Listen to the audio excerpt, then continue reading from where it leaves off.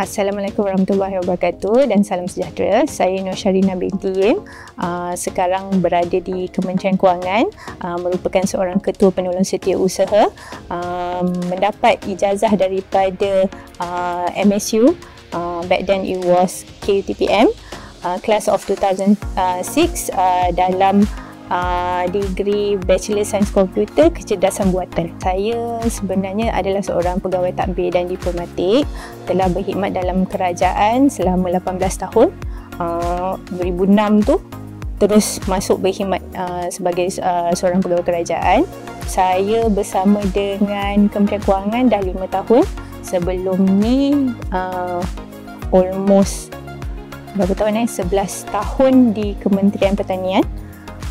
Jadi dekat Kementerian Kewangan ni saya berkhidmat di bahagian cukai, meneliti galakan-galakan cukai yang boleh diberikan oleh kerajaan untuk kita bangunkan industri-industri di Malaysia lah. Bila MSU masa tu sebenarnya saya adalah lepasan matrikulasi. Saya ditawarkan untuk menyambung pelajaran untuk degree di salah sebuah universiti di Borneo. Jadi saya rasa masa tu jarak lah. Saya rasa saya tak mampu nak berjauhan dengan keluarga masa tu. Tapi masa tu matrik ada 2 tahun saja. 2 tahun untuk kita pakai kelulusan daripada matrik tu. Result daripada matrik tu kita ada 2 tahun je. Dan saya dah untuk tunggu tu saya ada balance dalam setahun saja. So masa tu untuk tunggu IPTA lain, saya rasa isu kekangan masa. Sebenarnya masa saya dapat tawaran untuk bekerja sebagai pegawai tadbir dan diplomatik ni, saya memang dah bekerja dalam bidang IT. Saya adalah database engineer dekat salah satu syarikat di Kuala Lumpur lah. Tapi masa tu dia menuntut masa sebab kerja shift. Menuntut masa kerja kat KL, kerja shift yang kena balik pukul 2 pagi. Jadi mak saya nampak awak perempuan tak sesuai kerja yang shift macam ni. Jadi masa dapat tawaran tu saya nampak mungkin dah tak ada peluang lah saya nak kerja buat IT ni kan. Tapi keluarga cakap tak apa, kemungkinan nanti boleh explore lagi knowledge tu. Bukan berakhir knowledge berkenaan yang you dah belajar dekat degree tu, bukan berakhir di situ saja. You boleh kembangkan lagi, belajar sendiri. Itu yang saya buat sekarang lah. Saya masih berminat pasal IT, masih belajar, tapi coding tak lah. Dah tak buat coding lah. Kalau orang tanya nak buat coding tu memang dah out of the world dah. Memang dah macam alien dah coding tu. Cuma basic-basic pasal IT tu, especially macam sekarang AI, memang saya memang betul-betul suka follow lah. Masa dekat MSU dulu kita orang aktif kelab kembara, naik gunung Luang.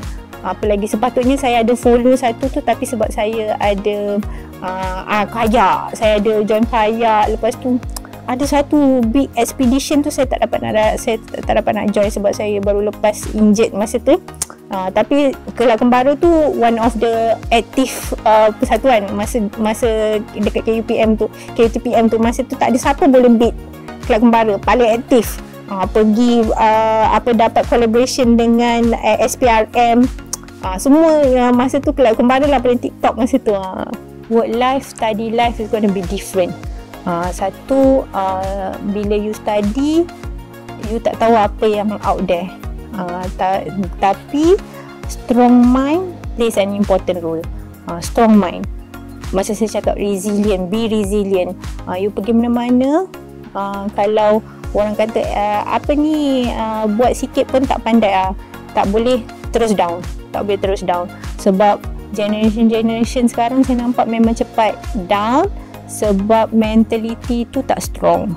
Jadi apa yang penting, build up daripada dekat MSU ni, you kena dah build up dah the strong mentality tu. Jangan kata duit PTPTN tak masuk lagi, you dah lembik, tak boleh kerja. cari kerja. Saya kerja tau masa dekat KUTPM tu, saya kerja jadi tutor. Jadi tutor, pernah kerja dekat GSC, pernah tutor ada 2-3 tempat, sebab masa tu memang betul-betul saya rasa survival is everything. Jadi anak-anak muda sekarang jangan anggap ibu bapa je untuk buffer kita, orang-orang tua je untuk buffer kita. No, kena start build your strong mind, build your resilient daripada awal, daripada universiti ni. Universiti ni is a safest playground.